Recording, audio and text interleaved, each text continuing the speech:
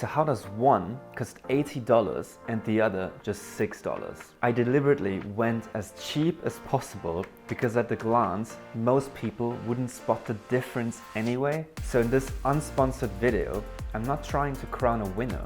I want to show you where price actually matters and where it doesn't, by putting these bracelets through the same conditions. Let's start with the most practical part, the clasp. This test is quite simple.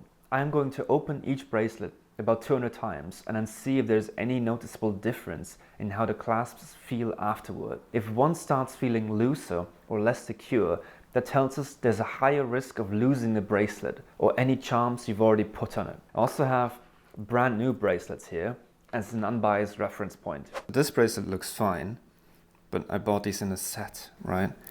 So this feels fine. There's no change, at least from what I can feel in terms of the starting point.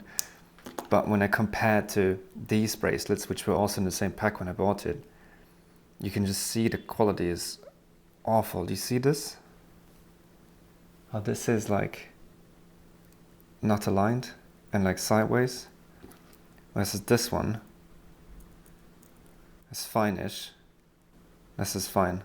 And I'm pretty sure I just lost a piece of coating somewhere. Right? But from a clasp point of view, it's fine. Now, let's move over to Pandora. It's just so much heavier as well, like weighting. Let's go.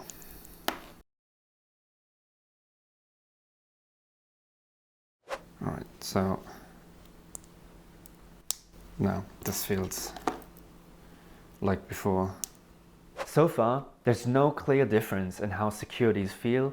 At least not yet. But from what I've read in the comments, the real question you actually care about is how the jewelry looks after wearing it for a while. And since I can't wear these for 6 months straight, I'm putting both bracelets through the same overnight tarnish test to simulate sweat and daily wear. I'm not an expert, but according to Google, this mix of salt water, lemon juice and baking soda mimics the chemistry of sweat. Leaving them in here for 24 hours lets us see how the metal might react over long-term wear. One important thing to set expectations: the real sterling silver is supposed to tarnish over time and can usually be cleaned and restored. What matters isn't whether it tarnishes, but how it tarnishes.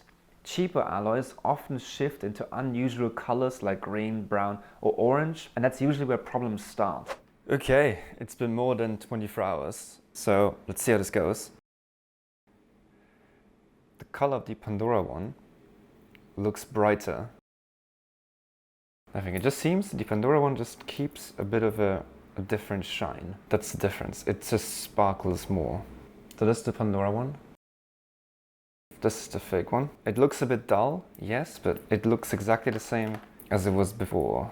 Honestly, I can't see a difference. Did not expect that.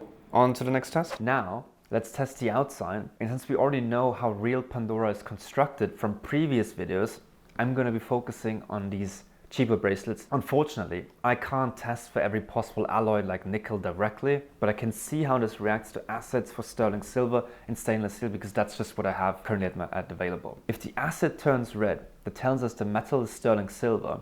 If it reacts differently, then we know it's something else, and that's usually where discoloration and skin issues can start. Yeah, see, there's no reaction at all.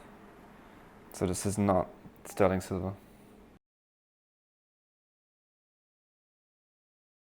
I'm going to test now if this is stainless steel. But to properly verify stainless steel, you normally look for a two-step reaction. One, on some grade, the first acid turns yellow. The second one neutralizes it back to white. That didn't happen cleanly here, because stainless steel isn't one single material. There are many different grades, and the acids I have don't reveal all of them. So at this point, I can't confidently say that this bracelet is made of stainless steel. I also ran a gold test, not because I expected gold, but to rule it out completely. And as expected, there's no gold here in the $6 bracelet, right?